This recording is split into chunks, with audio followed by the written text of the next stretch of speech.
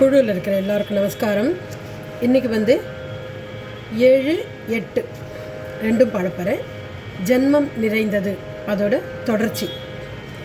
மரணத்தினால் சில கோபங்கள் தீரும், மரணத்தினால் சில சாபங்கள் தீரும். வேதம் சொல்லாததை மரணங்கள் கூறும், விதை ஒன்று வீழ்ந்திடில் செடி வந்து சேரும்.